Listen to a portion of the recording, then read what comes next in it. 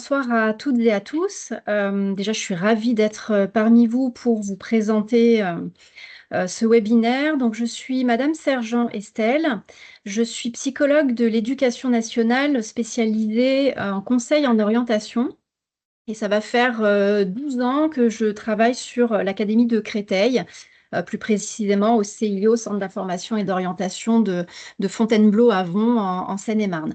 Donc, j'ai conçu ce webinaire en m'inspirant des questions les plus récurrentes que j'ai pu traiter avec des élèves et des parents d'élèves de collège et de lycée. Donc, j'espère que ça répondra à vos attentes et que ça répondra aux questions que vous vous posez actuellement avec vos enfants. Alors, maintenant, il faut que j'arrive à faire défiler mon diaporama. Voilà. Donc, en introduction, la classe de seconde, en fait, c'est une classe importante à plusieurs titres, hein, il y a plusieurs enjeux. Déjà, c'est un palier d'orientation, tout comme la classe de troisième. Donc, il va y avoir à nouveau cette année pour vous et vos enfants, enfin pour vos enfants, de nouveaux choix d'orientation à faire. Le deuxième enjeu, c'est que en première, on entre dans le cycle terminal avec à la fois l'enjeu de l'obtention du baccalauréat et la préparation à l'orientation dans l'enseignement supérieur. Donc, mon propos va s'articuler de cette façon-là. Dans un premier temps, je vous montrerai un petit peu le panorama des études. Et puis, je ferai un petit point de vocabulaire aussi, parce que c'est un vocabulaire qui, dans l'orientation, n'est pas toujours, voilà, peut être un peu complexe. Donc, je vous ferai un petit point de vocabulaire. Je vous présenterai ensuite l'agenda global de l'orientation, hein, le calendrier avec les différentes procédures qui vous attendent. Je ferai ensuite un point sur l'après-seconde GT, hein, le bac général et le bac technologique, en vous expliquant un petit peu la différence entre les deux et les poursuites d'études possibles. Un point qui certainement va aussi vous intéresser, c'est les enseignements de spécialité et les filières technologiques, comment choisir. Et enfin, je ferai une petite parenthèse sur comment accompagner son adolescent dans son projet d'orientation et quel peut être votre rôle à vous en tant que parent. Voilà, donc pour commencer, le schéma des études.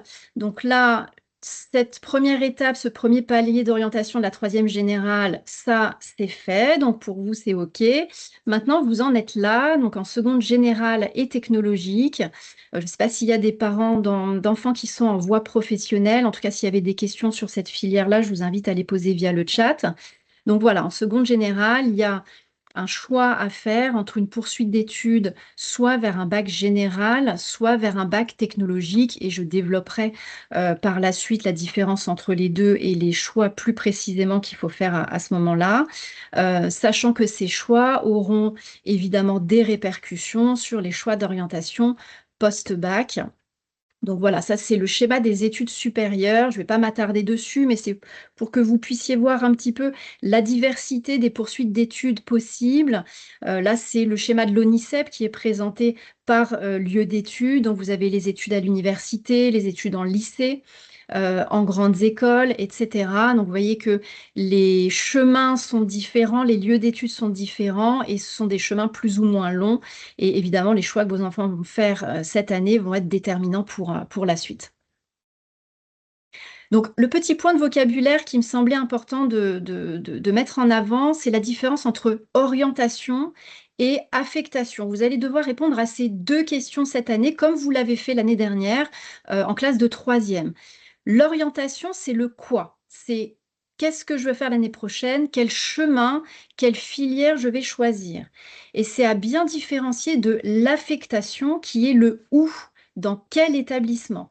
Donc vous verrez que dans la procédure, la procédure qui vous sera demandée au sein de l'établissement scolaire du lycée, vous allez devoir encore une fois répondre à ces deux questions. Qu'est-ce que votre enfant veut faire et dans quel établissement il souhaite poursuivre son cursus?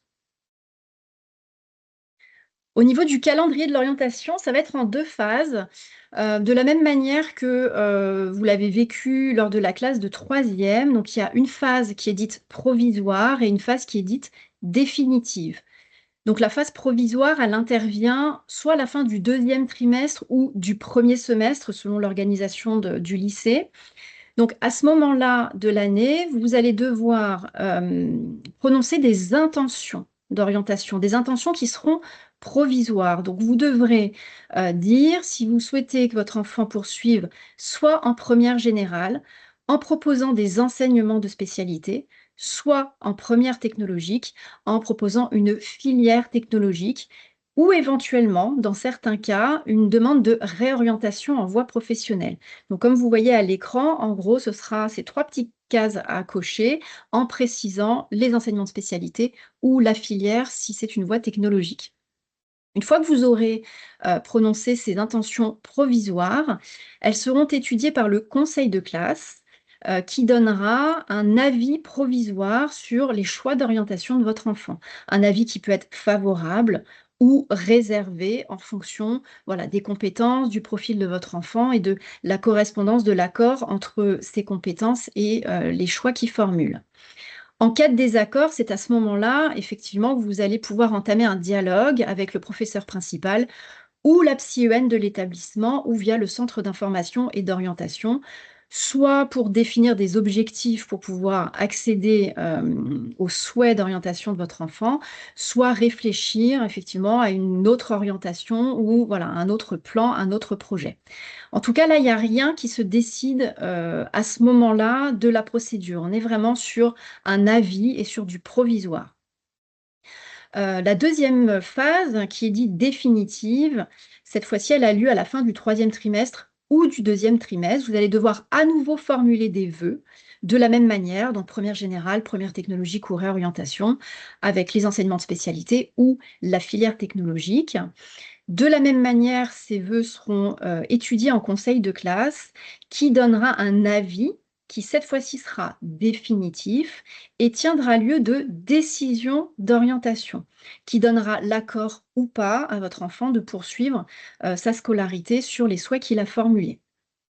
Donc si le conseil de classe est d'accord, tout va bien, ça fait office de décision d'orientation et votre enfant peut poursuivre sa scolarité, soit dans l'établissement, dans le lycée dans lequel il est déjà, soit dans un autre lycée, si son lycée ne propose pas les enseignements de spécialité ou la filière technologique sur laquelle il postule.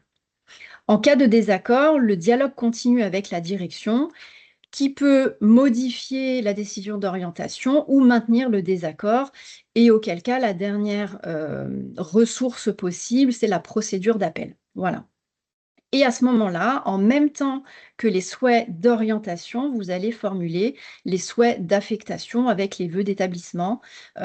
Évidemment, ça vous concerne si vous souhaitez postuler sur un autre établissement que celui dans lequel votre enfant est actuellement scolarisé. Voilà, j'espère que ça a été suffisamment clair. Toutes ces démarches, en principe, elles se font en ligne sur EduConnect, qui est le portail en fait scolarité service que vous connaissez déjà sans doute, puisque c'est sur ce même portail que vous pouvez consulter le livret scolaire de votre enfant, sur lequel vous avez peut-être aussi déjà fait les démarches en ligne pour l'inscription en établissement. Donc c'est sur cette même plateforme que vous allez à la fois saisir les vœux d'orientation, d'affectation. Vous allez pouvoir consulter les réponses du conseil de classe à chaque étape et accuser réception de la lecture de ces réponses. Dans certains établissements, il y a parfois une procédure papier qui est faite en parallèle pour sécuriser un petit peu la procédure et puis être sûr, voilà, de bien récolter les souhaits de chaque famille. En tout cas, voilà, les deux peuvent se faire en parallèle, ça dépend, entre guillemets, de la politique de l'établissement. Donc voilà pour les généralités en termes de calendrier et de procédure. Maintenant, on va passer à la partie générale et technologique. Comme son nom l'indique, il y a deux chemins possibles à emprunter, soit le bac général, soit le bac technologique. Alors, le bac général, ça va être une filière qui va s'adresser à des élèves qui souhaitent approfondir les matières générales et qui vont plutôt envisager des poursuites d'études dans le supérieur qui vont être plutôt longues. Donc en bac général, il y a un tronc commun, un socle de culture commune, avec les matières, les enseignements que vous voyez à l'écran, donc le français, la philosophie en terminale, l'histoire-géographie, l'éducation civique, les langues vivantes, l'EPS, l'enseignement scientifique et les mathématiques pour les élèves qui ne les ont pas choisis en enseignement de spécialité. Et en plus de ce tronc commun, les élèves doivent choisir 3 disciplines, donc 3 enseignements de spécialité en première et en terminale, ils n'en conserveront que 2 sur les 3 qu'ils auront choisis en première. Donc vous avez le détail, des enseignements de spécialité, donc il y en a 11, si ma mémoire est bonne, qui existent. Toutes ne sont pas proposées dans tous les lycées. On va dire que les plus communes sont proposées dans tous les lycées, mais vous avez par exemple l'enseignement de spécialité biologie-écologie qui n'est proposé qu'en lycée agricole et d'autres enseignements de spécialité un peu plus rares comme les sciences de l'ingénieur ou l'EPS, voilà, qui vont pas forcément être proposés dans tous les lycées. Ces informations-là, vous y avez accès, notamment sur les sites internet des lycées si vous voulez, savoir quels sont ceux proposés par le lycée de votre enfant. Au niveau de l'examen du baccalauréat, on est sur un partage entre un contrôle continu, donc c'est les notes obtenues tout au long de l'année aux différents contrôles, aux différents DS, qui comptent pour 40 de la note finale et les épreuves finales, qui comptent pour 60. Donc les épreuves finales, en fin de première, il y a évidemment le bac de français, donc les épreuves écrites et orales. Et à partir de cette année, il y a aussi l'épreuve de culture scientifique et mathématique qui est venue s'ajouter. Et en terminale, les épreuves finales concernent les 2 enseignements de spécialité qui auront été conservés, l'épreuve de philosophie et le grand oral. Sachant que l'enseignement de spécialité qui est abandonné, en fin de première, c'est la moyenne annuelle qui fait office, de note de bac. Voilà, donc ça, c'est vraiment des généralités, mais je préciserai un petit peu par la suite. Concernant le bac technologique, l'objectif du bac technologique, ça va être davantage de découvrir un domaine technologique et les élèves qui s'engagent dans cette voie-là, en général, ils envisagent des études supérieures un peu plus courtes, mais ça ne ferme pas la possibilité de faire des études plus longues. Mais en tout cas, ce n'est pas l'objectif premier. Les filières technologiques, comme vous le voyez à l'écran, il y en a 8 en tout, qui vont concerner des domaines, on va dire des champs professionnels un peu plus spécifiques. Donc il faut savoir que le tronc commun entre le bac général et le bac technologique est le même. Et si vous voulez, pour vous donner un petit peu un équivalent, la filière technologique, ça va être l'équivalent des enseignements de spécialité de la voie générale. Mais vous pouvez observer que pour s'engager en filière technologique, il faut déjà avoir une idée un peu plus précise du domaine que l'on souhaite étudier. Pour vous donner un exemple, voilà, le bac technologique STMG, sciences et technologies du management et de la gestion, on va plutôt être sur des enseignements orientés dans le domaine tertiaire, en lien avec les métiers de l'entreprise, où on va étudier des matières telles que la gestion, la finance, la mercatique, donc tout ce qui est commerce, marketing, communication, les ressources humaines, etc. Donc on va plutôt à l'issue s'orienter vers des études supérieures dans le domaine du commerce, de la gestion, de la comptabilité, banque, assurance, etc. Donc, je ne vais pas forcément rentrer dans le détail des 8 filières technologiques parce que ce serait un peu long, mais je vous donnerai par la suite des outils, des sites internet qui peuvent vous permettre de prendre des informations sur le contenu de ces filières et sur les débouchés. Mais voilà, vous voyez qu'il y a des filières technologiques qui sont un peu plus orientées scientifiques, comme la STI 2D, la STL, donc voilà, technologie industrielle, développement durable, technologie de laboratoire, etc. Des filières plus orientées sur la santé et le social, le design, les arts appliqués, etc., etc.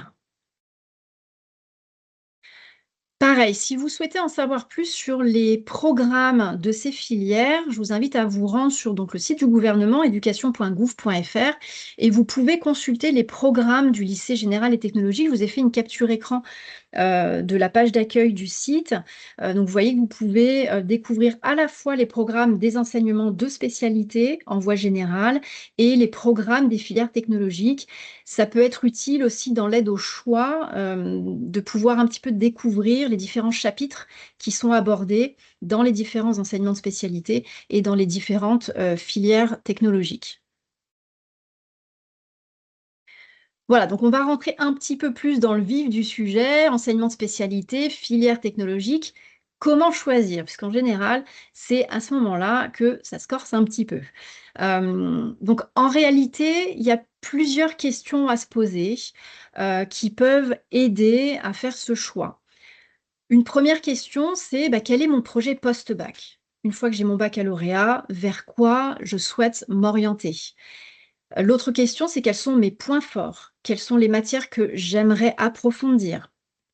Et enfin, quelle méthode d'enseignement, quelle méthode d'apprentissage me convient le mieux en fonction de mes besoins, de mon profil d'élève, de ma manière de travailler, et cetera. Donc en fonction des réponses à ces questions-là, petit à petit, vous allez pouvoir un petit peu affiner, le choix entre général et technologique et à l'intérieur de ces choix-là, les enseignements de spécialité ou la filière technologique, plus particulièrement. Donc, pour comprendre un petit peu la différence entre un bac général et un bac technologique, on va choisir en fonction de deux gros critères. Le premier critère, ça va être en fonction de sa façon de travailler, je développerai après. Et le deuxième critère, c'est en fonction de ses projets, notamment ses projets post-bac.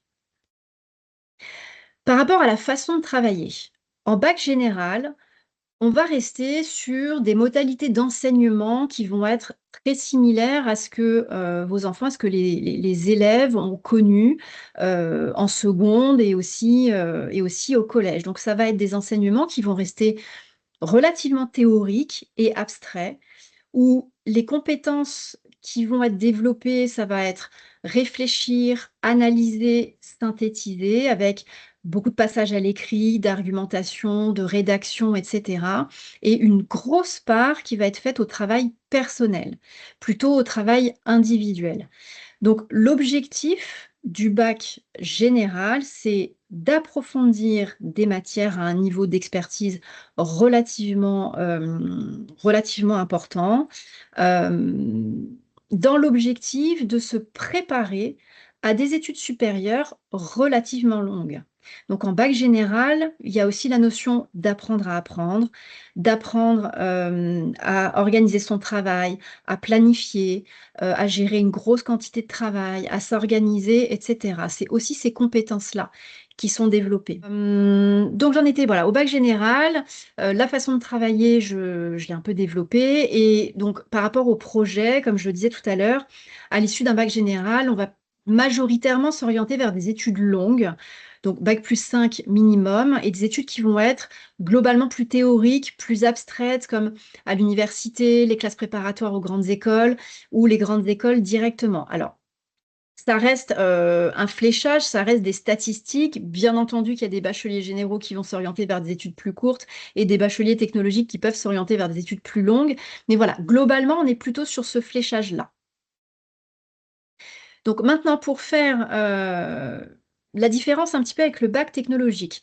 En bac technologique, on va être sur un enseignement qui va être un peu plus appliqué. Comme vous l'avez vu tout à l'heure, déjà en bac technologique, on va choisir un domaine professionnel qu'on va approfondir. Donc ça va être un peu plus relié au monde professionnel, ça va être un peu plus relié à du concret, sans pour autant être un bac professionnel, puisqu'on n'apprend pas un métier.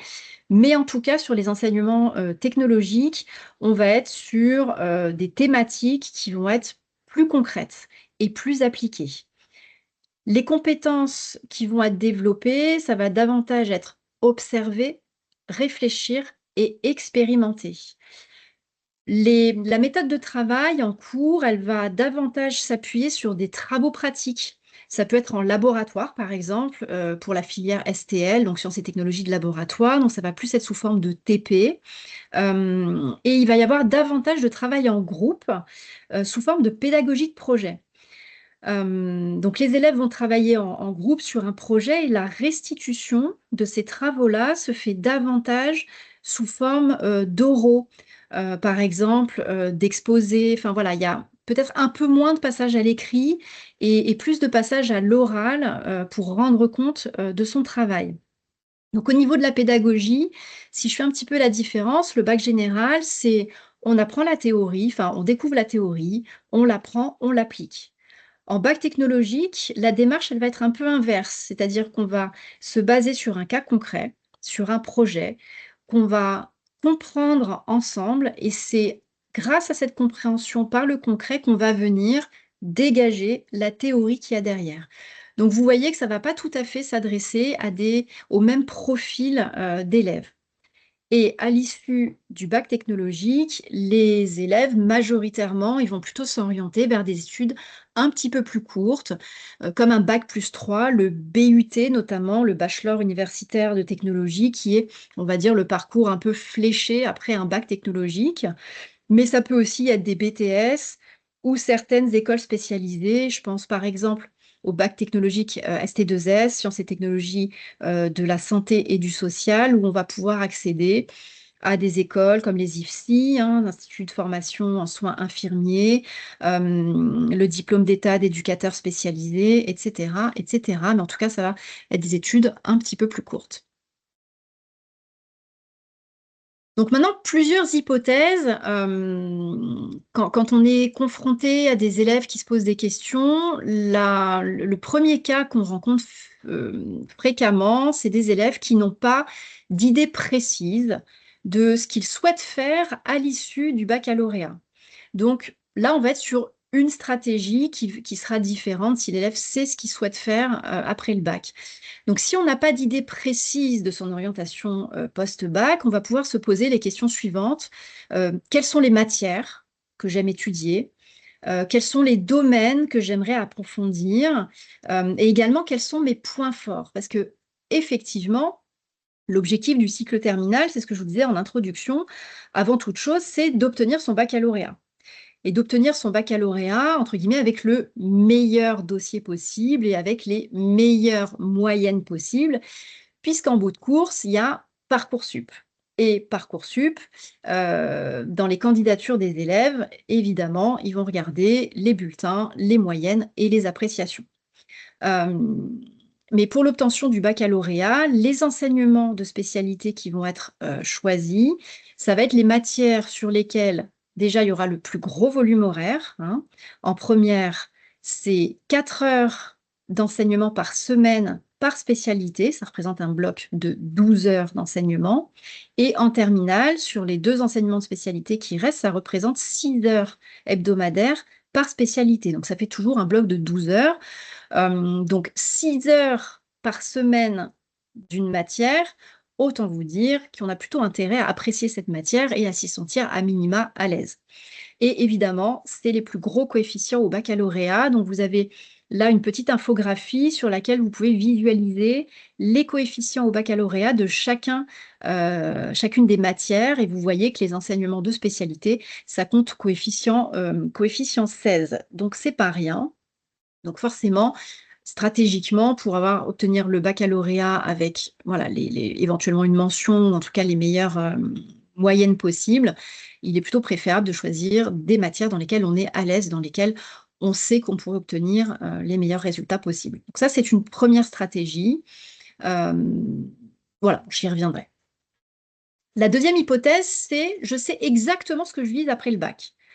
Soit des études post-bac, je sais voilà, quelle poursuite d'études je souhaite envisager, quel domaine professionnel ou quel métier.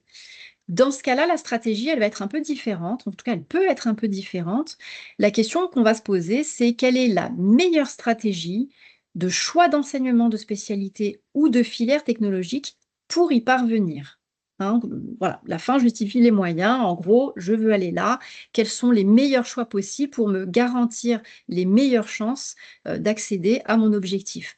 Je vous donnerai bien évidemment des outils pour répondre à ces questions-là dans la suite de mon diaporama.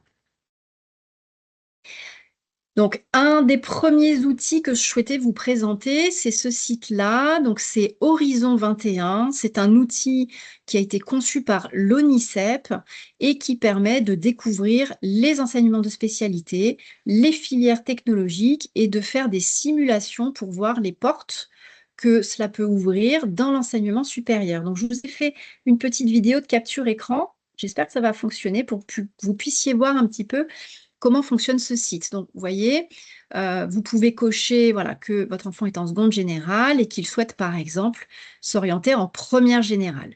Là, vous avez un premier mode qui est un mode découverte où vous allez retrouver l'ensemble des enseignements de spécialité avec un petit point d'interrogation. Quand vous cliquez dessus, vous avez quelques lignes qui vous expliquent très brièvement le contenu de cet enseignement de spécialité et ce qu'on y apprend. Donc ça, c'est vraiment le mode découverte. Et vous avez un deuxième mode, comme vous voyez à l'écran, vous allez pouvoir sélectionner des combinaisons d'enseignement de spécialité. Donc là, par exemple, voilà, bon, HGGSP, etc.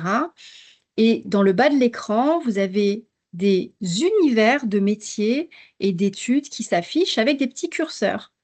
Plus le curseur est allumé, plus la combinaison que vous avez sélectionnée est cohérente avec les poursuites d'études dans ces domaines-là. Et quand vous cliquez sur le petit plus, vous avez accès à des exemples de diplômes et des exemples de métiers qui sont accessibles dans ces domaines-là. Voilà, des licences, des classes préparatoires, des BUT, avec des exemples de métiers pour comprendre un petit peu la logique entre les enseignements de spécialité, leurs combinaisons, et les univers que ça ouvre en post-bac. Donc là, j'ai donné un premier exemple avec HGGSP, HLP et LLCE. Vous voyez que si je sélectionne d'autres enseignements de spécialité, vous voyez que bah là, ça nous ouvre d'autres univers. Là, on est plutôt sur la santé, les sciences du vivant. Et voilà, une fois qu'on a compris comment la plateforme fonctionne, vous voyez que c'est assez intuitif et voilà, on arrive à naviguer facilement. Et vous pouvez faire la même chose avec les filières technologiques. Donc, vous avez les 8 filières qui s'affichent à l'écran, le petit point d'interrogation pour comprendre un petit peu ce qu'on y étudie, la thématique, et quand on clique sur la filière, et ben, de la même manière, ça vous indique les poursuites d'études et les métiers, les débouchés que peuvent offrir ces filières. Voilà, donc je vous invite vraiment à aller naviguer sur ce site. Il est très bien fait, il est très intuitif et ça donne vraiment un visu sur entre guillemets, les conséquences des choix d'orientation qu'on peut formuler. Donc voilà pour ce premier outil. Alors, est-ce que je vais réussir? Voilà. Un autre outil qui est à votre disposition, qui est assez récent, ça s'appelle Mon Projet Sup. C'est un outil qui a été conçu pour justement aider les élèves, aider les lycéens dans leur choix d'orientation. Donc, dans cet outil, les élèves peuvent créer un profil dans lequel ils peuvent renseigner certaines préférences, compléter ce profil et en fonction de leurs préférences, le site va pouvoir leur proposer des poursuites d'études. Voilà, là, vous avez un exemple là qui s'affiche à l'écran, des exemples de poursuites d'études. Et petit à petit, au fur et à mesure de l'exploration, les élèves peuvent mettre en favori voilà, les diplômes qui les intéressent. Et donc, vous pouvez garder trace, en fait, dans le profil de l'élève sur cette plateforme-là, les filières qui l'ont intéressé. Voilà, en tout cas, c'est un outil qui est tout nouveau, qui est mis à votre disposition, que je vous invite à explorer également. Et dans l'hypothèse où votre enfant aurait une idée très précise de ce qu'il souhaiterait envisager à l'issue du bac, eh bien, l'outil de référence, c'est l'outil Parcoursup. À savoir que Parcoursup, avant d'être un outil pour saisir ses souhaits d'orientation post-bac, c'est avant tout un moteur de recherche. Parcoursup est accessible sans nécessité de créer un dossier candidat. c'est-à-dire qu'à n'importe quel moment de son cursus, on peut accéder au site et on peut parcourir l'offre de formation qui est disponible sur le site via l'onglet carte des formations, où il y a un moteur de recherche et vous pouvez, voilà, découvrir les formations et surtout, ça permet d'affiner sa stratégie. Puisque je vais vous le montrer ensuite, vous avez les cartes d'identité des formations dans lesquelles vous avez accès à énormément d'informations sur à la fois les diplômes, le contenu de ces diplômes, mais également les critères d'examen des candidatures, c'est-à-dire qu'est-ce que comment dire, je vais y arriver. Qu'est-ce que les établissements d'enseignement supérieur regardent dans les dossiers des candidats pour les sélectionner. Donc, c'est une mine d'or. Vous avez également des conseils aux candidats, notamment en termes de choix d'enseignement de spécialité, et également des données statistiques. Donc, je vous ai fait une capture écran pour vous montrer un petit peu. Là, j'ai pris un exemple de recherche sur un BUT GEA, donc gestion des entreprises et des administrations en Île-de-France. Donc, quand vous tapez cette recherche sur Parcoursup, vous avez la carte des formations qui s'affiche. Donc, par défaut, ça va vous afficher la carte France entière. Et puis, vous pouvez zoomer sur la zone géographique qui vous intéresse et cliquer directement sur les villes ou sur les établissements sur lesquels vous souhaitez avoir davantage d'informations. Donc, vous avez cette petite fenêtre qui s'ouvre. Donc là, j'ai sélectionné pour la capture écran le BUT GEA à l'IUT de Sénart-Fontainebleau sur le site de Fontainebleau. Et déjà, dès cette page-là, vous pouvez voir qu'il y a des informations intéressantes et notamment les taux d'accès. Par exemple, pour cette formation, on peut voir que 54% des candidats retenus étaient issus d'un bac général. Voilà, donc là déjà, ça donne des informations voilà, très générales. Et si vous cliquez sur «Voir la formation», là, vous allez avoir accès à la carte d'identité de la formation.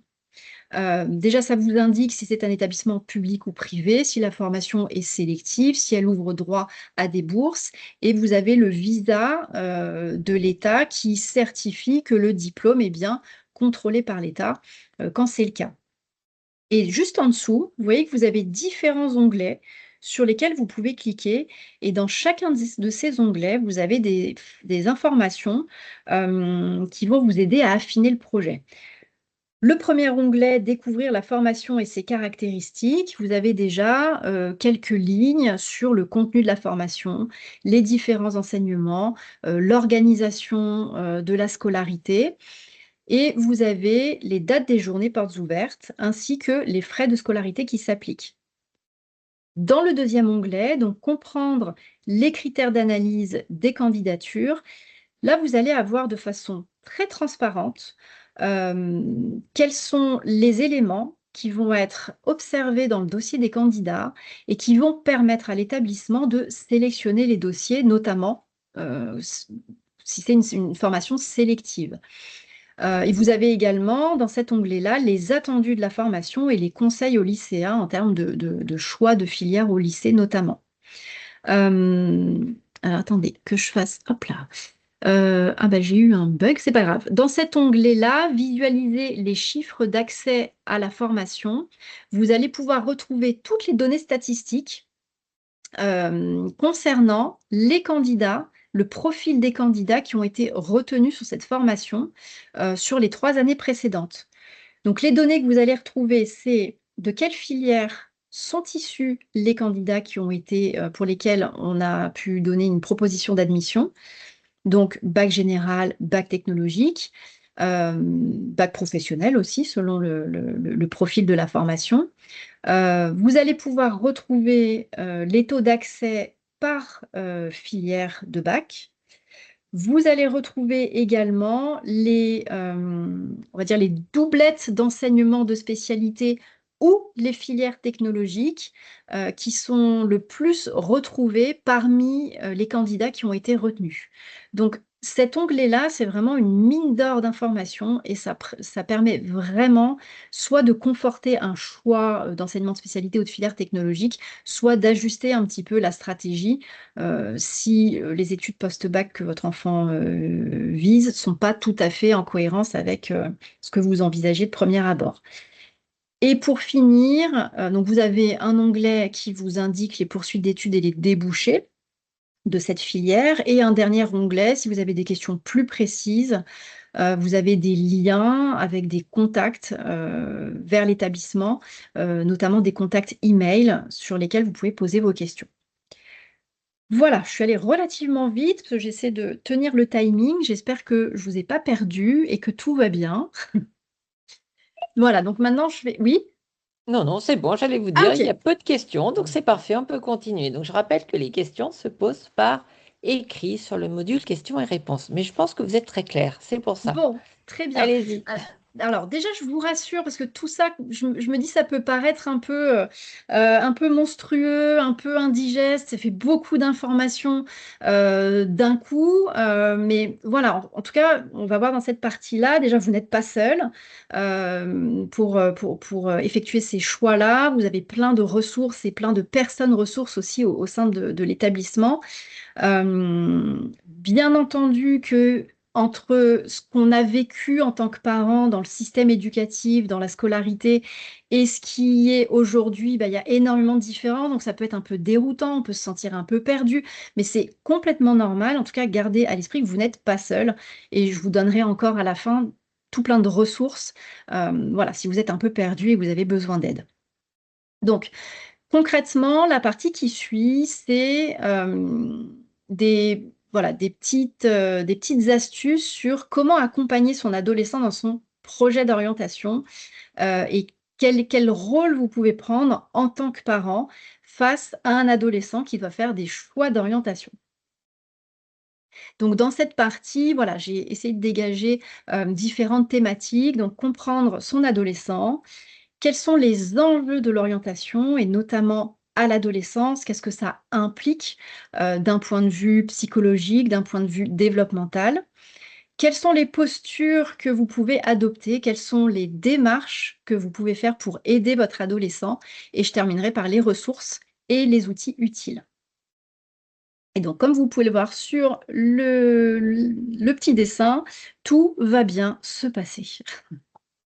Alors déjà, l'adolescence, sans doute que je vais, enfoncer des portes ouvertes, parce que ce que je vais vous décrire là, vous le vivez très certainement ou en tout cas vous en avez conscience, mais ça me semble utile de le repréciser. L'adolescence évidemment, c'est une période de profond changement et à bien des niveaux. Déjà, c'est une période de construction identitaire, avec un moment vraiment de confusion identitaire, de doute, de remise en cause et c'est un moment où l'adolescent se cherche son identité, cherche à se projeter aussi dans l'avenir, à savoir qui il est, en se détachant progressivement, des modèles parentaux. Il y a aussi à l'adolescence un rapport au temps qui va être, différent. Je pense que vous le constatez, il y a un vécu intense du moment présent avec une recherche de plaisir immédiat, donc je ne vais pas développer tout ça. Ça a été, prouvé par les neurosciences et ce que ça implique également, c'est une grande difficulté à se projeter dans l'avenir.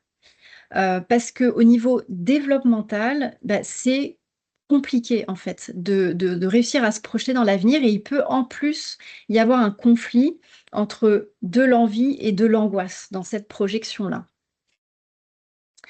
Une autre particularité de cette période qui est l'adolescence, c'est les émotions. Avec des émotions, vraiment un effet loupe sur les émotions et des émotions qui vont être en ébullition et qui parfois vont déborder, avec des changements brusques d'humeur, des changements d'attitude et parfois la conséquence, bah, c'est des relations conflictuelles avec son ado. Alors c'est pas systématique, hein, parfois ça se passe bien, mais en tout cas c'est vraiment lié au processus adolescent et c'est très développemental et j'ai envie de dire c'est même sain, même si au quotidien, et bah, c'est pas toujours facile. En tout cas, en tant que parent, il faut tenir le coup. Une autre particularité à l'adolescence, ça va être l'influence du groupe de pairs, pairs, P-A-I-R-S. À l'adolescence, vous le remarquez, il y a de plus en plus, il y a un processus d'identification avec une recherche de nouveaux modèles. Donc, à l'extérieur des modèles familiaux, du schéma familial et des modèles parentaux notamment, auquel s'ajoute un très fort conformisme à ce moment-là. Donc d'être un peu comme les autres, comme ses pairs, voilà, de rester vraiment conforme à ce qui se passe dans le groupe adolescent, avec justement l'importance du regard des autres qui parfois peut primer parfois sur ses propres envies, ses propres besoins. Vraiment, ce qui est important à cette époque-là, à ce moment-là, au niveau développemental, c'est d'appartenir au groupe de pairs, coûte que coûte. Et donc, par là même, l'évolution de la relation aux parents.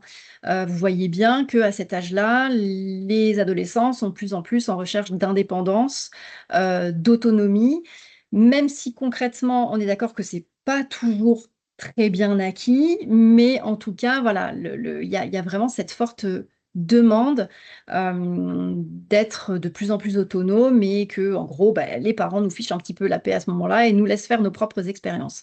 Et vous remarquez que à ce moment-là, l'expérience du parent, ne compte pas ou plus et l'adolescent va plus se baser sur d'autres modèles, que ce soit le groupe de pairs ou voilà, ou d'autres modèles qu'il va trouver à l'extérieur, à l'extérieur de la famille, on va dire. Donc tout ça, si vous le vivez, c'est éreintant, c'est compliqué, mais c'est normal. Tout va bien.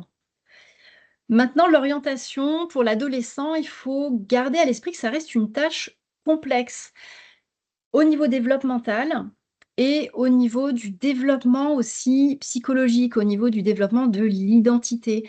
Ça met en jeu le fait de devenir adulte, de se préparer à entrer dans le monde du travail. C'est aussi se projeter dans l'avenir et vous avez vu, la projection dans l'avenir au niveau développemental à l'adolescence, c'est pas acquis. Donc dans ce contexte-là, c'est construire un projet d'études, un projet professionnel, c'est faire des choix, tout en gardant à l'esprit que le monde du travail, pour l'adolescence, c'est quelque chose de très abstrait. Hem, c'est voilà, l'adolescent, il a pas ou peu d'expérience professionnelle. On vit, dans une société où les métiers, évoluent très rapidement, avec toujours en toile de fond la peur du chômage. Et on observe aussi et je trouve de plus en plus depuis le covid, un rapport au travail qui est en train d'évoluer, qui est en train de changer, en termes de valeurs aussi, avec des enjeux, à la fois sociétaux et climatiques, qui font, que faire des choix, dans le monde incertain et en constante évolution dans lequel on vit, ça vient complexifier aussi les choses. Ça, c'est vraiment d'une façon globale et au niveau individuel, ça réveille très souvent chez l'adolescent la peur de se tromper, de ne pas prendre la bonne décision et je dirais pas que chez l'adolescent. Je pense que ça touche aussi les parents, qui sont souvent très soucieux d'accompagner leurs enfants, de les aider à pas faire d'erreurs, de trouver, de faire le bon choix, de trouver la bonne filière. Donc tout ça, ça peut être très anxiogène à la fois pour les enfants, les adolescents et pour les parents. Et puis on vit aussi dans un monde où on a accès à énormément d'informations et parfois trop d'informations. Il y a un terme que j'aime beaucoup qui est l'infobésité, où on peut se retrouver complètement perdu, noyé au milieu de ce trop-plein d'informations ou à l'inverse, avoir du mal à trouver des sources fiables d'informations et avoir du mal à trouver réponse à ces questions. Donc vous voyez que voilà, au niveau de la réflexion, au niveau développemental et au niveau de de au niveau du choix, tout ça, ça vient quand même complexifier, la tâche d'orientation. Alors là, je vous ai fait un petit slide de l'ado face au choix et à la prise de décision, et tout ce que ça peut venir réveiller au niveau psychologique, et les attitudes que vous pouvez observer face à vos adolescents quand il est question de faire un choix. Donc c'est anxiété et indécision vocationnelle et c'est donc ça s'appelle la typologie aviaire Et c'est les Canadiens qui ont développé ça. Donc, c'est basé, c'est pas du tout scientifique, hein, c'est basé sur une étude empirique, mais en gros, ils ont déterminé différentes attitudes possibles face au choix comment dire, qu'ils ont personnifiées, si je puis dire, sous forme d'oiseaux, sous forme d'animaux. C'est pour ça que ça s'appelle la typologie aviaire. Et à chaque animal correspond une attitude. Donc vous avez par exemple l'autruche, peut-être que ça va parler à certains d'entre vous. Quand on parle d'orientation, la réaction, c'est on met la tête dans le sable, parlez-moi pas de ça, ça m'énerve. Vous avez aussi, par exemple, le colibri. Donc là, ça va être les jeunes que tout intéresse, qui veulent s'inscrire partout, dans des filières ou vers des métiers qui n'ont absolument rien à voir les uns avec les autres, ce qui va aussi compliquer le processus de choix.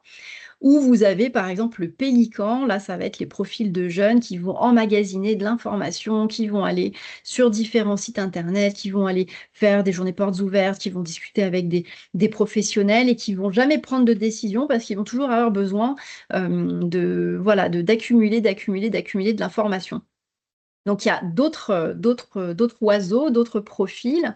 Il existe même un petit questionnaire que vous pouvez remplir, que vous pouvez trouver facilement sur Internet. Vous tapez typologie aviaire, anxiété et indécision vocationnelle, et vous allez pouvoir trouver ce questionnaire-là. Donc, c'est comme je le disais, c'est pas un questionnaire qui a été validé scientifiquement, mais ça peut être un outil pour savoir où on en est voilà, dans sa décision ou son indécision vocationnelle. Ce qu'il faut retenir, c'est que derrière chaque attitude va se cacher un besoin, une peur, une angoisse, et que pour chaque oiseau, vous allez pouvoir constater qu'il y a des solutions et qu'il y a des pistes de résolution voilà, pour rompre avec cette indécision vocationnelle. Donc, je vous invite à aller voir ce petit questionnaire. Il est vraiment très sympa et ça peut être éclairant quand on est face à des jeunes qui n'arrivent pas à prendre de décision. Voilà, donc concrètement, pour s'orienter, l'adolescent, il va avoir besoin de se connaître, s'engager et savoir décider. Se connaître, ça va impliquer la connaissance de soi. Qui je suis, moi? Quels sont mes goûts? Quels sont mes intérêts? Ou au contraire, qu'est-ce que je n'aime pas? Qu'est-ce que je ne souhaite pas? Et quelles sont mes compétences? C'est le premier déterminant de l'orientation, c'est la connaissance de soi. Le deuxième déterminant, ça va être la connaissance des parcours et des formations. Quelles sont les filières qui existent? Quelles sont les études post-bac? Quelle est la durée? Quelle est la méthode d'enseignement? Quelle est la pédagogie? Plus votre adolescent va avoir connaissance de ce qui existe, plus il va être en mesure de faire des choix éclairés. Et enfin, le troisième déterminant de l'orientation dans cette catégorie-là, c'est la connaissance des domaines professionnels et des métiers. Comme je vous le disais tout à l'heure, le monde professionnel pour l'adolescent, c'est vraiment quelque chose de très abstrait, de très abscon.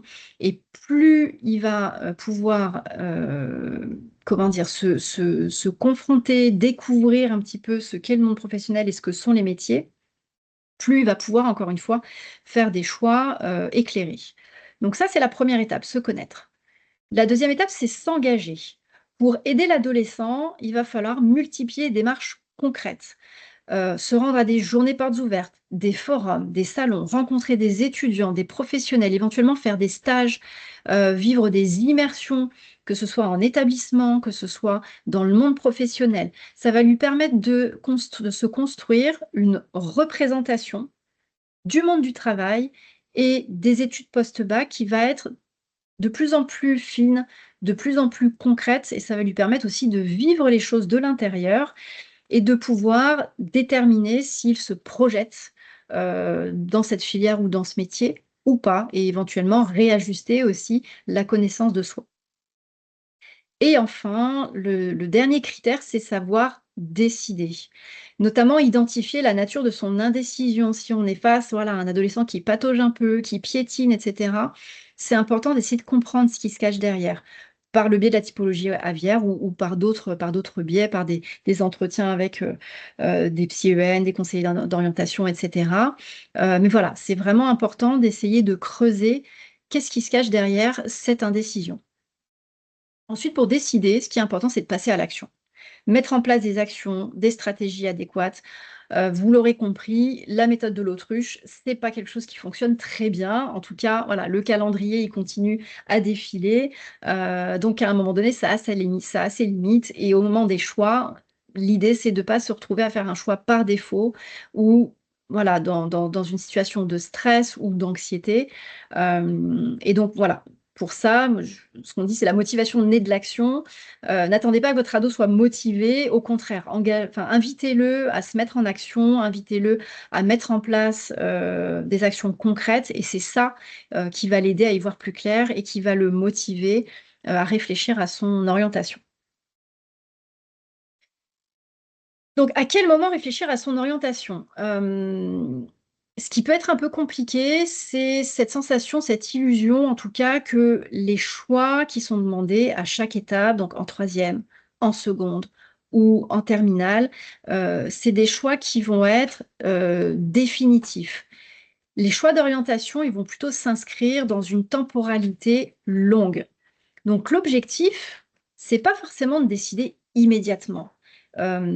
C'est au plus tôt on va commencer la réflexion sur soi, sur ses intérêts, sur ses compétences, et cetera, mieux ce sera et puis ça va suivre aussi, le développement, la maturité de votre adolescent. Donc l'objectif, c'est vraiment d'explorer les possibles. C'est de s'informer sur les formations, sur le monde professionnel, et cetera. Et chaque étape de scolarité, vous le verrez, vous l'avez déjà vécu en troisième, chaque étape est soumise à des choix, à des contraintes et le principe de réalité, c'est que même quand on n'est pas tout à fait prêt, eh ben, ces choix, il faut les faire. Donc c'est ce que je vous disais, le risque, c'est de choisir dans la précipitation et parfois par défaut. Ça peut être anxiogène, à la fois pour l'adolescent et à la fois pour vous. Mais gardez bien à l'esprit que l'orientation, c'est vraiment un parcours, c'est un chemin et il y a plusieurs étapes sur ce chemin-là. À plusieurs moments de sa scolarité, de sa vie d'étudiant ou de sa vie professionnelle, on va rencontrer des intersections sur lesquelles il va y avoir différentes routes, différents chemins qu'on peut emprunter, différents itinéraires et ça, c'est vraiment tout au long de la vie. Et il n'y a pas un chemin unique, en fait, qui permet, d'arriver à son objectif, hein. Moi, je donne souvent la métaphore du fait qu'il y a l'autoroute, effectivement, on peut prendre le chemin le plus court, le plus évident et cetera. Mais voilà, parfois, on peut aussi emprunter les nationales parce qu'à un moment donné, on n'est pas prêt ou on n'avait pas envisagé, cet objectif-là ou ce projet-là et il peut y avoir différents, moments dans son parcours où on va pouvoir, atteindre son objectif, même sans prendre l'autoroute. Alors, c'est parfois un peu plus long, voilà, il y a parfois un peu plus d'embûches, mais en tout cas, gardez à l'esprit que ça reste des choix qui ne sont pas définitifs et il y a toujours une marge de manœuvre, et un chemin qu'on peut rattraper. Donc vous, en tant que parent, comment aider votre adolescent à faire des choix d'orientation? Déjà, le plus important, c'est de maintenir le dialogue. Quoi qu'il arrive, coûte que coûte et tout au long de l'année. Donc, être à l'écoute de votre adolescent, respecter ses idées, ses envies, ses choix même si ça peut vous paraître, des idées un peu saugrenues, un peu étranges et cetera, soyez vraiment à l'écoute, et «respectueux» entre guillemets de ce que votre ado vous propose et vous suggère. C'est quoi qu'il arrive, c'est toujours un fil à tirer pour comprendre ce qu'il y a derrière. Qu'est-ce qui le pousse à envisager ça? Qu'est-ce qui lui plaît dans ce métier-là, dans cette éventualité? Voilà, qu'est-ce qui fait qu'il se projette là-dedans? Le dialogue, voilà, c'est toujours ça reste une source de réflexion qui est riche. Ensuite, c'est accompagner, donc l'inciter à la réflexion, faciliter ses démarches, mais attention, ce qui est tentant, c'est de faire à la place. N'importe quel parent, voilà, on va avoir tendance à essayer de faire à sa place parce que nous, on sait faire, parce que ça va plus vite, mais c'est quand même important d'accompagner sans faire à sa place, de lui laisser faire ses expériences, de lui laisser, essayer les choses et d'être là vraiment, en tenant la main, en l'aidant à avancer et en le guidant, tout simplement. Soutenir et respecter, donc ça, je voulais déjà un petit peu développer, c'est toujours porter un regard bienveillant et positif sur son ado. Et je sais que c'est pas toujours facile, mais essayer quand même de le faire, c'est important pour que lui se sente reconnu et entendu aussi dans ses besoins, dans ses doutes. Ce qui m'amène, voilà, au dernier point, rassurer, donc l'aider à désamorcer le stress, à dédramatiser, comprendre que les choix, certes, ils sont importants, mais qui ne sont pas définitifs. Et ça nécessite parfois aussi en tant que parent à faire un petit travail sur soi parce que j'entends, pour le vivre en tant que maman aussi, que c'est pas toujours évident, voilà, de garder une posture rassurante quand soi-même à l'intérieur, on se demande que où est-ce que tout ça, ça va nous mener? Voilà. Donc pour accompagner vos adolescents, hem la 1re étape, c'est déjà de tenter identifier ses besoins en termes d'accompagnement. Échanger avec lui pour savoir où est-ce qu'il en est, l'aider à identifier ce qui le caractérise, ce qui l'intéresse, l'accompagner dans ses recherches documentaires, ses visites lors de journées portes ouvertes, des forums de l'étudiant et cetera et l'inciter à faire ses démarches et à s'impliquer aussi dans des activités extrascolaires. Voilà, vraiment activer tous les leviers que vous pouvez activer pour qu'il soit dans l'action. Voilà, donc je vous disais au début, ça peut être un peu vertigineux vu comme ça, mais vous n'êtes pas seul. Vous avez autour de vous et notamment en établissement scolaire, des personnes ressources, notamment le professeur principal qui est en charge de suivre la scolarité en lien avec l'équipe éducative, donc avec l'ensemble des professeurs. Hem, le professeur principal, il va aussi pouvoir accompagner votre enfant dans ses choix d'orientation, notamment par le regard un peu plus scolaire et un peu plus académique qu'il peut avoir sur les compétences de votre enfant, sur ses qualités, sur ses points forts en termes de matière, en termes de compétences et cetera. En tout cas, c'est l'acteur principal, qui fait lien et qui assure le dialogue entre les familles et l'établissement scolaire. Vous avez également le ou la psychologue de l'éducation nationale qui reçoit, les élèves et les familles en établissement et au CIO.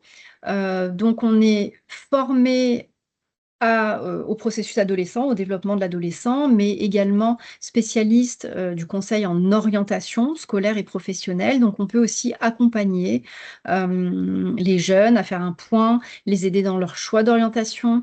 On a, toute une batterie d'outils aussi qui peuvent aider quand on est complètement perdu. On a des questionnaires d'intérêt professionnel, on peut réaliser des bilans d'orientation et on peut aussi, vous aider en termes d'information sur les études, sur les métiers, sur les procédures. Donc n'hésitez pas à solliciter, les psy-EN, pour vous guider, voilà, vraiment tout au long du processus de choix. Et au sein des établissements scolaires, vous avez également le ou la professeur documentaliste qui, de son côté, va pouvoir aider, les lycéens dans les recherches documentaires qu'ils vont pouvoir faire sur les études, sur les métiers, et cetera et qui peuvent aussi être un appui aux équipes éducatives dans toutes les actions, d'information qui peuvent être proposées par l'établissement scolaire. Donc ça, c'est vraiment, on va dire, les 3 piliers en établissement scolaire qui vont pouvoir vous accompagner dans ces démarches.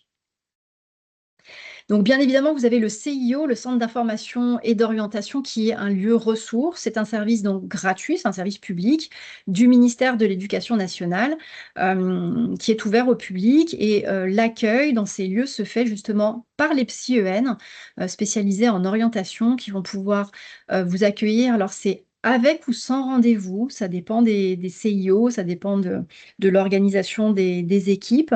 Et qui vont pouvoir, voilà, vous informer sur, les études, les formations et les métiers, qui vont pouvoir vous prodiguer des conseils, individuels et personnalisés en orientation, mais aussi vous accompagner aux démarches, et notamment, Parcoursup, hein. On peut tout à fait accompagner les familles, pour, créer le dossier candidat Parcoursup, pour comprendre comment fonctionne la plateforme, pour savoir où aller chercher les informations sur les formations. Voilà, on fait aussi de l'accompagnement aux démarches donc n'hésitez pas à solliciter ce lieu. Vous pouvez, voilà, facilement trouver, sur internet ou auprès de l'établissement scolaire, le CIO qui est le plus proche de chez vous. Voilà, donc on arrive presque à la fin. Là, je suis sur la partie donc ressources, notamment ressources Internet et outils utiles. Donc, il y en a certains que je vous ai déjà présentés, comme Horizon 21. Vous avez le site de référence. Vraiment, si vous ne deviez en retenir qu'un seul, ce serait celui-là, c'est l'ONICEP. Donc, c'est un service public qui recense tout un tas d'informations sur les formations, les métiers. Vous avez un site qui s'appelle également Mon orientation en ligne, sur lequel vous avez accès notamment à un chat en ligne si vous avez des questions à poser. Vous avez le site Oriane, qui est un site d'aide à l'orientation qui est géré par la région Île-de-France, mais qui permet, voilà, il y a des petits quiz, vous pouvez trouver plein d'informations en lien avec l'orientation. Et mon projet SUP également que je vous ai présenté. Au niveau des sites d'information, bah, évidemment Parcoursup, je vous l'ai présenté. Vous avez une ressource qui est très intéressante concernant l'université, c'est les fiches info licence Oracle, qui présentent toutes les filières universitaires avec les universités. Donc, je n'ai que la version Île-de-France, hein. Oracle, c'est le SCUIO d'Île-de-France qui crée ces fiches-là. Donc, vous avez en gros la partie qui va décrire chaque licence, chaque filière, chaque mention, avec les attendus Parcoursup, avec les profils attendus et les débouchés possibles par filière universitaire. Et pour celles et ceux qui souhaitent poursuivre leurs études en Île-de-France, vous avez répertorié toutes les universités d'Île-de-France qui proposent ces mentions de licence avec les différents parcours, les différentes spécificités et tout un tas de liens vers les sites internet, les dates des journées portes ouvertes, etc. Donc voilà, ça va plutôt concerner les étudiants qui souhaitent étudier en Île-de-France. Et puis, vous avez d'autres sites que vous connaissez sans doute, le site L'étudiant, le Sige, Studirama, qui sont aussi des références en termes d'information. N'hésitez pas aussi à consulter les sites des établissements, que ce soit les universités, les lycées qui proposent aussi des BTS, les IUT et les grandes écoles, et évidemment les sites des académies qui regorgent d'informations. Une autre ressource qu'on conseille régulièrement à nos élèves, notamment à nos lycéens, ce sont les MOOC en lien avec l'orientation. Donc, il y a deux grandes collections de MOOC qui sont Projet Sup et Réussite Sup.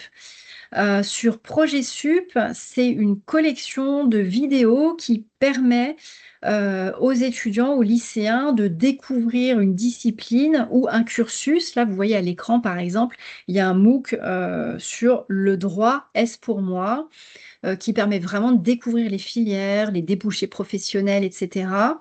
Donc, il y a 27 thèmes en tout.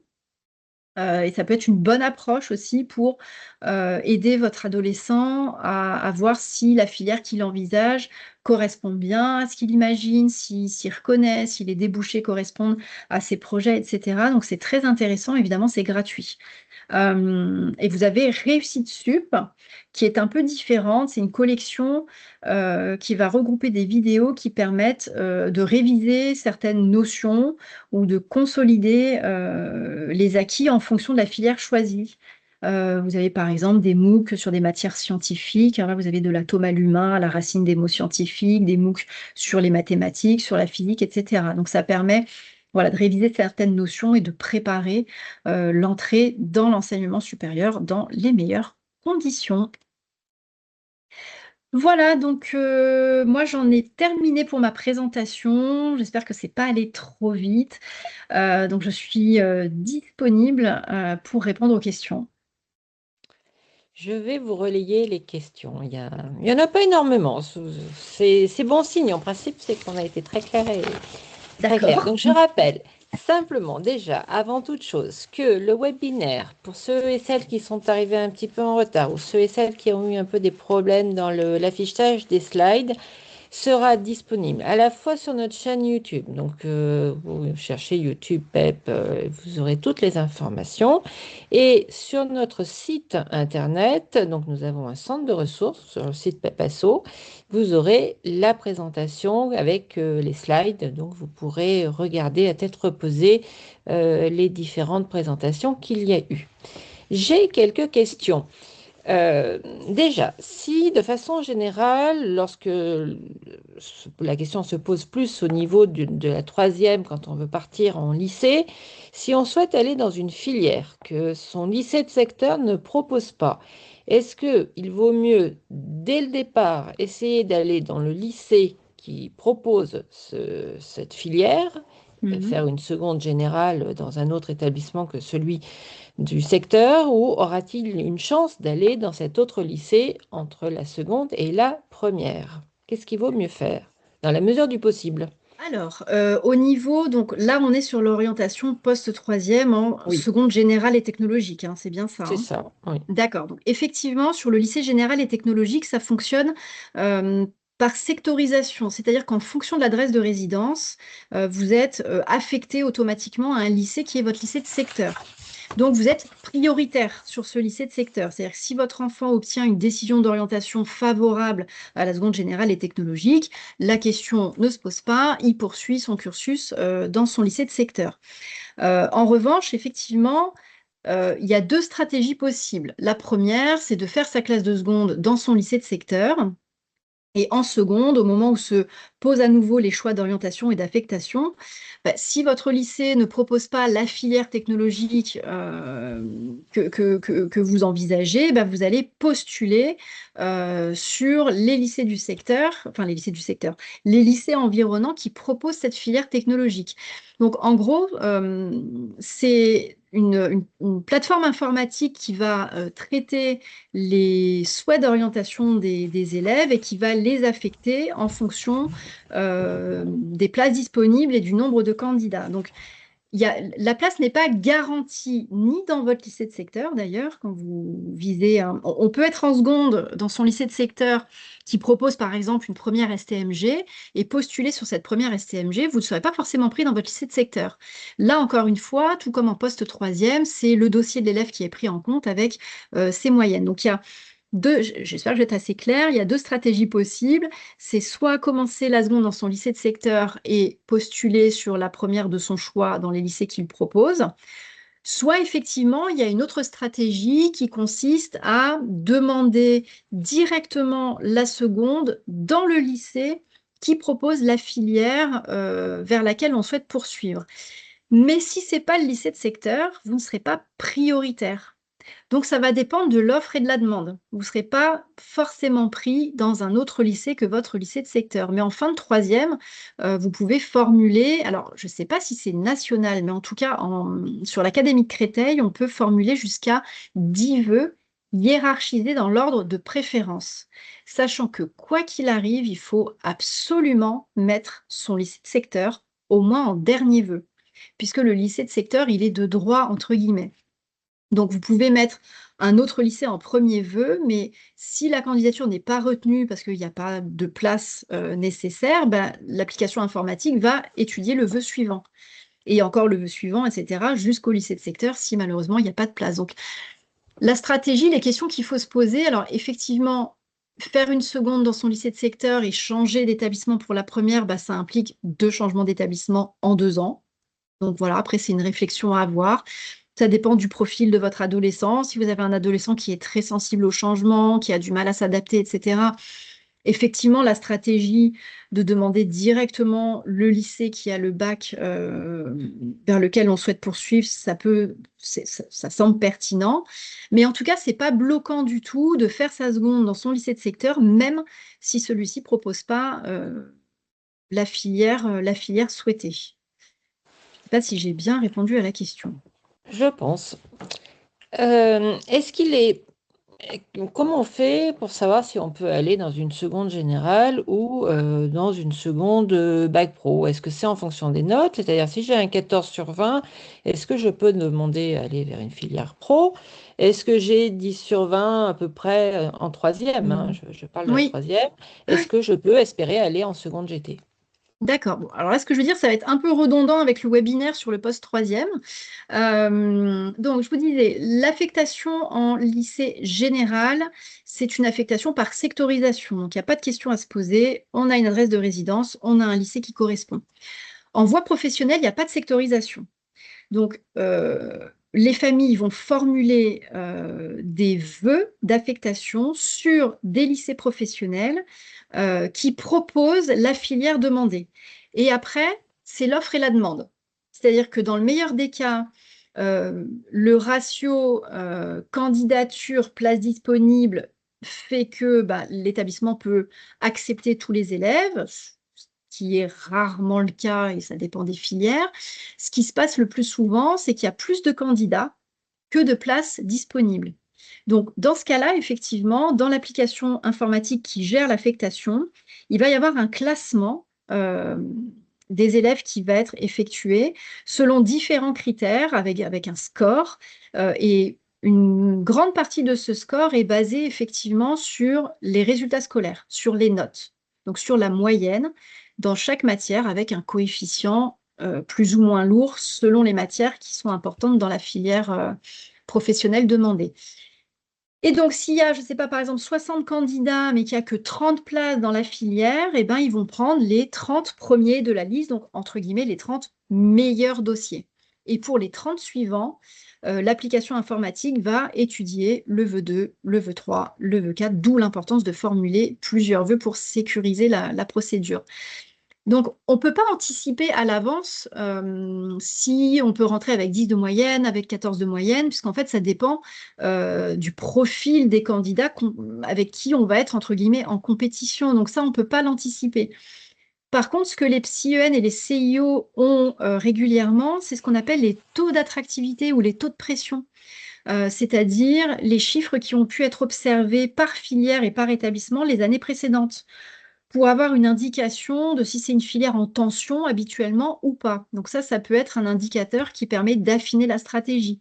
Est-ce que c'est important que je formule plusieurs vœux? Est-ce que je prends un risque? Comment je sécurise la procédure, etc. Donc il n'y a pas vraiment de notes seuil qui permettent de définir si on peut être accepté en voie professionnelle dans telle ou telle filière. Par contre, pour la voie générale et technologique, c'est le conseil de classe qui décide, entre guillemets, si l'élève peut accéder à la seconde générale et technologique. C'est la décision d'orientation. De la même manière qu'en seconde GT, le conseil de classe peut s'opposer à une poursuite en bac général s'ils estiment que le profil de l'élève est un peu trop fragile pour réussir dans cette filière-là. Voilà, j'espère que J'en ça a été reviens, suffisamment clair. j'en reviens à cette problématique de lycée, si on veut aller dans une filière qui n'est pas forcément proposée dans son lycée de secteur.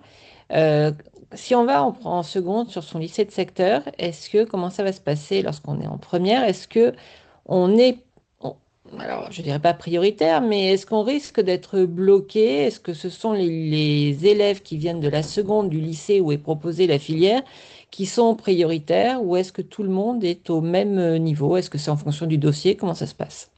Ça va être en fonction du... Alors, je vais parler pour l'Académie de Créteil, enfin la région Île-de-France, ça va être en fonction du dossier, effectivement.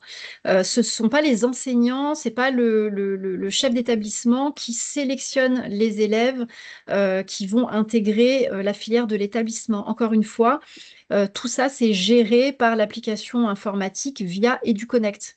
Enfin, nous, chez nous, ça s'appelle Affelnet. Je ne sais pas si ça porte le même nom dans toutes les régions de Oui. France.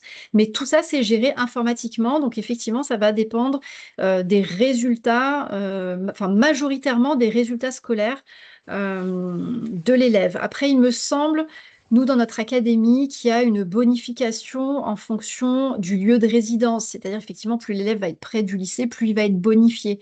Mais il me semble que ces critères-là, ils sont définis au niveau académique. Donc, je pourrais peut-être pas généraliser à l'ensemble de la France. En tout cas, ce qui pèse le plus, ce sont les notes. Alors, pour en venir aux notes, le taux de réussite, alors que des parents s'interrogent, on nous dit que le taux de réussite au baccalauréat technologique serait d'environ 90-91%, en hausse d'ailleurs par rapport à l'année Mhm. d'avant, que au contraire, au baccalauréat dans les bacs pro, le taux de réussite serait de 83,4%. Mm, Donc mm. la question est, est-ce que le bac pro est plus difficile ou non que le bac technologique? Ou Alors, est-ce que ça vient des candidats? moi, je dirais par expérience que ça vient plutôt des candidats et plutôt du critère orientation choisie versus orientation subie. C'est-à-dire qu'en voie professionnelle, malheureusement, on a un certain nombre d'élèves qui arrivent en voie professionnelle par défaut. Donc voilà, qui n'ont pas forcément la motivation, qui se retrouvent affectés dans des filières qui n'ont pas demandé. Enfin voilà, des filières qui étaient en tension, par exemple, et ils n'ont pas obtenu leur premier vœu, donc ils se retrouvent sur leur deuxième, troisième, quatrième vœu.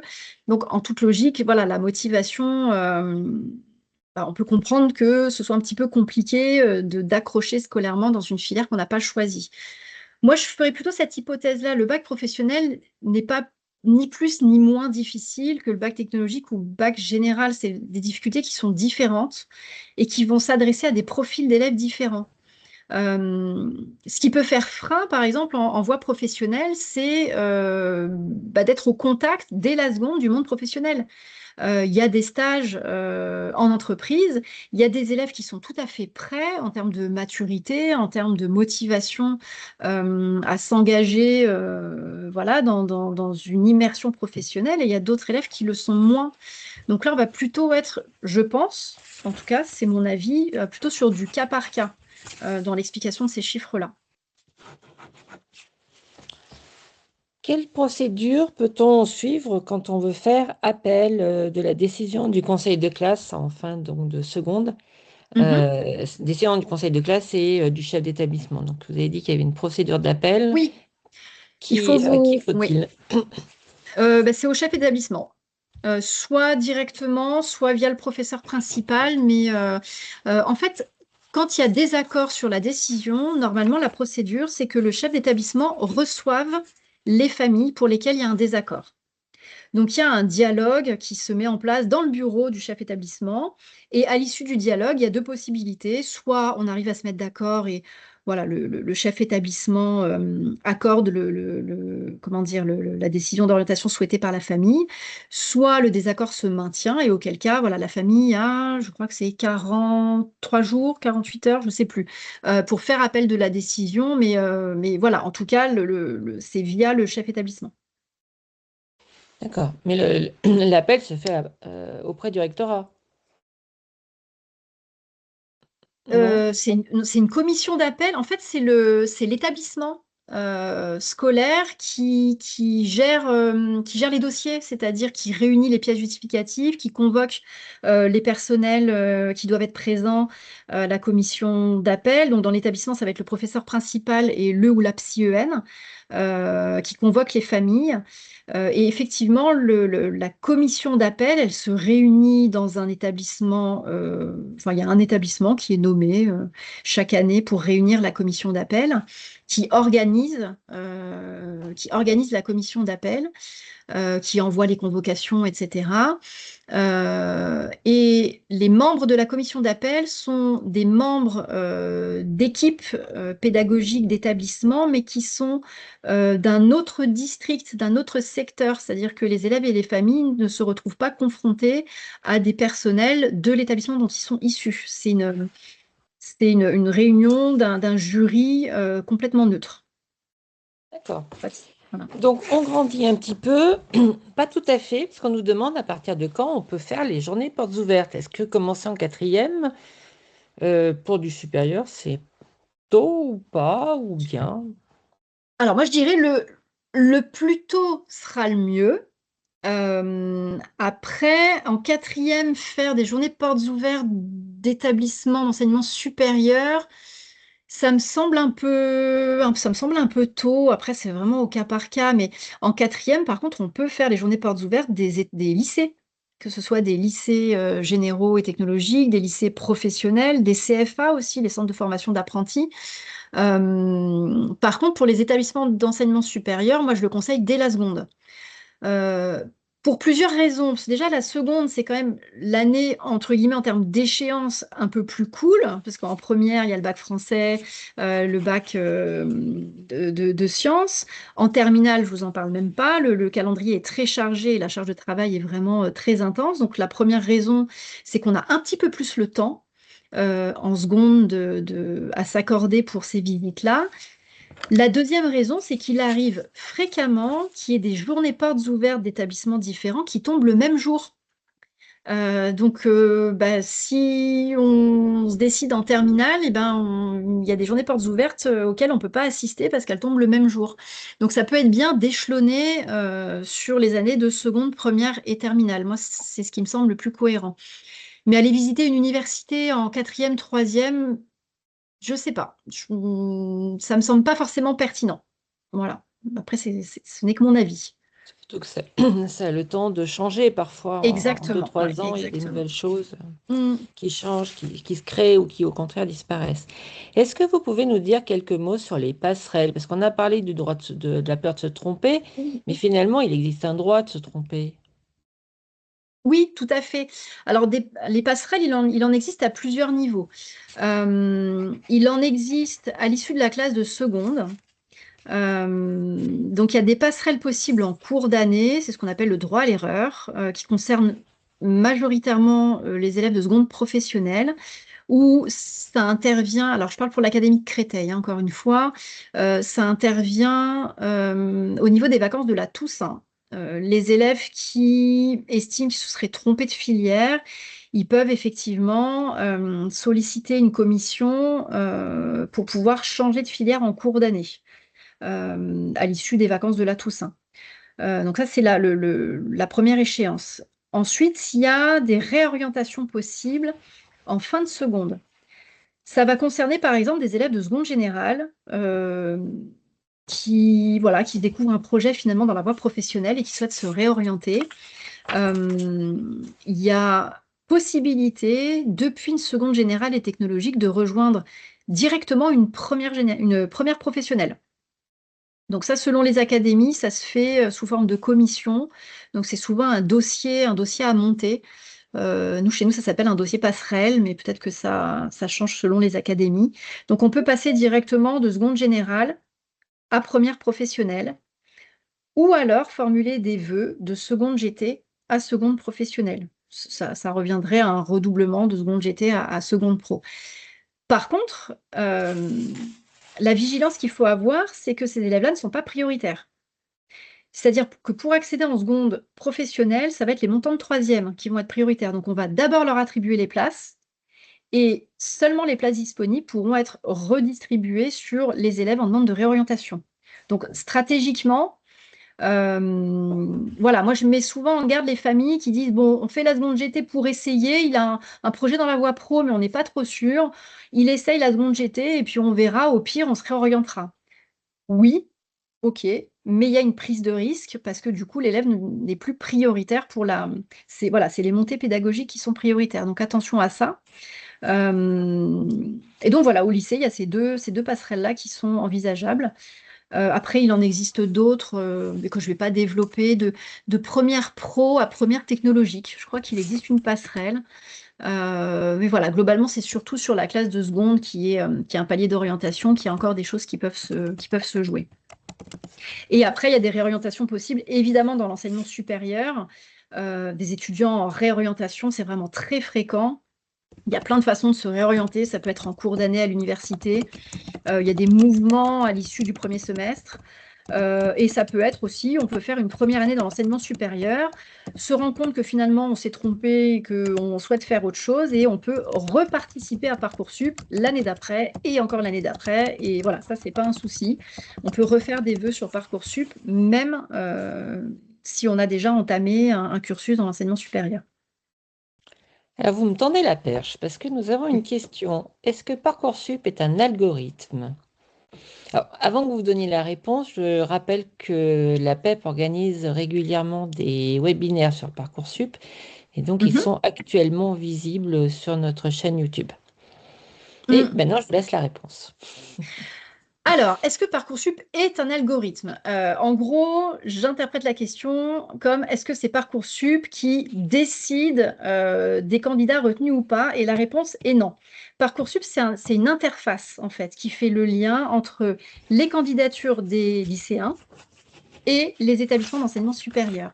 Mais ce sont les établissements d'enseignement supérieur qui ont la main sur leurs critères de sélection des dossiers, qui peuvent effectivement programmer, entre guillemets, des filtres sur les candidatures. Je sais pas, je vous donne un exemple. Par exemple, une filière universitaire peut programmer un filtre qui indique qu'il n'étudie que les candidatures d'élèves issus de bac général, par exemple. Mais c'est chaque établissement de l'enseignement supérieur qui fixe ces règles, c'est pas Parcoursup qui décide. Et l'étude et l'analyse des dossiers des candidats, ce sont des vraies personnes, ce sont des vrais personnels de l'enseignement supérieur, de la filière qui vont étudier les dossiers, les bulletins, les lettres de motivation et qui vont répondre favorablement ou défavorablement aux candidatures. Donc non, c'est pas la plateforme Parcoursup qui décide. Alors, je pense que vous avez du succès parce qu'on me demande où est-ce que l'on peut vous consulter, dans quel établissement? Moi personnellement ou les Oui, PsyEN? oui, oui. Ah, alors moi je suis au CIO de Fontainebleau-Avon, donc c'est dans le sud de la Seine-et-Marne. Donc je suis sur ce CIO-là et cette année j'interviens uniquement en collège, pas en lycée. Je suis au collège Arnaud Beltrame à Vulaines-sur-Seine. Mais voilà, j'ai travaillé dans des lycées aussi des environs, mais je suis au CIO d'Avon en Seine-et-Marne. Voilà, vous allez avoir du succès. Ah bon, bah merci, je suis flattée. Écoutez, on a fait le tour des questions. Donc, je rappelle pour voilà, tous ceux qui ont besoin de revoir le webinaire. Donc, le webinaire en son intégralité sera disponible dans quelques jours, le temps de le monter sur la chaîne YouTube de la PEP. Et le PowerPoint, lui, sera disponible sur notre centre de ressources. Vous pourrez y accéder à partir de notre site internet. Je vous remercie beaucoup. Donc, on a fait le tour des questions. Je me suis permise peut-être d'en rajouter quelques-unes pour un peu développer. Et n'hésitez pas donc à les visualiser. Je vous remercie beaucoup pour le temps que vous nous avez consacré. Bah, je vous en Et prie, merci de votre attention. je crois qu'on se revoit dans peu de temps. Exactement, lundi pour le poste troisième. Voilà. Voilà. Donc, pour ceux et celles qui sont intéressés, n'hésitez pas à vous inscrire. Je crois que c'est encore temps. Et nous vous retrouverons donc lundi. Je vous remercie, je vous souhaite une excellente soirée à tous et à toutes et je vous dis à bientôt. Merci.